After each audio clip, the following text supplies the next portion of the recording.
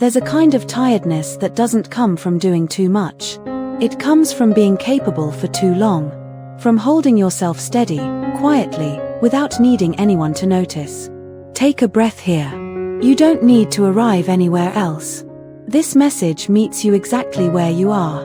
You've learned how to manage your emotions on your own. How to stay composed. How to keep moving without leaning too heavily on anyone else. Not because you wanted distance, but because, at some point, it felt safer. And over time, you became very good at it. When someone has been carrying themselves for a long time, their strength becomes subtle. It doesn't show up as confidence or certainty. It shows up as endurance, as restraint, as knowing how to stay functional even when something inside feels tired. Before this connection appeared, you had already walked a long internal road. You learned how to process feelings privately, how to soothe yourself, how to stay open without expecting too much. So when this person entered your life, it didn't feel dramatic. It didn't feel overwhelming. There was no rush, no spark that pulled you out of yourself. Instead, there was something slower, a quiet sense of recognition, a feeling of being seen, without having to explain your story, without needing to become more open than you already were. And this is something most people don't notice at first. For someone who's been emotionally self-reliant for a long time, what feels meaningful isn't intensity, it's ease. Being near someone without bracing yourself. Sharing space without shrinking or over-functioning. Letting silence exist without pressure. This connection carries that quality. Not loud, not demanding, just present. There may also be a quiet hesitation inside you. Not fear, more like awareness. An awareness that you've learned not to rely too much.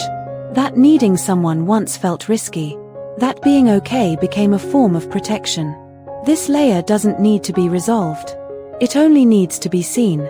And this is where something gently shifts. This connection isn't here to undo your independence. It isn't asking you to soften by giving yourself away.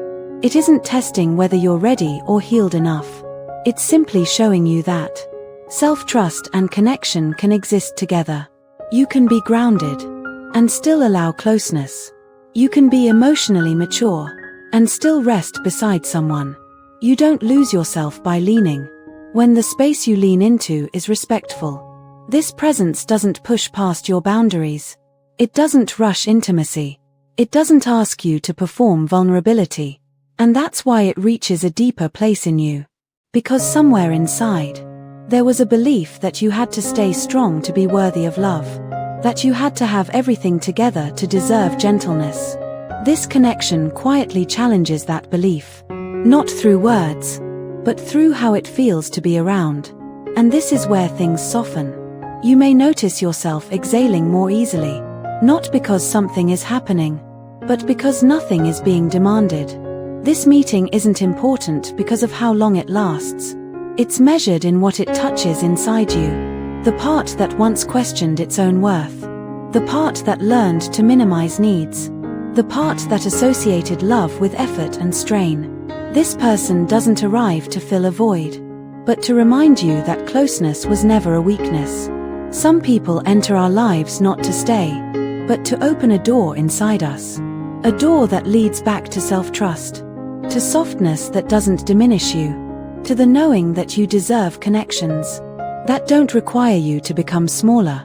Whatever shape this bond takes, it leaves you more whole, more honest, more certain that you are worthy of relationships that meet you where you are, not where you perform. If this reflection met something true in you, you're welcome to stay with the channel a little longer. Not for answers, just for moments of recognition, like this one.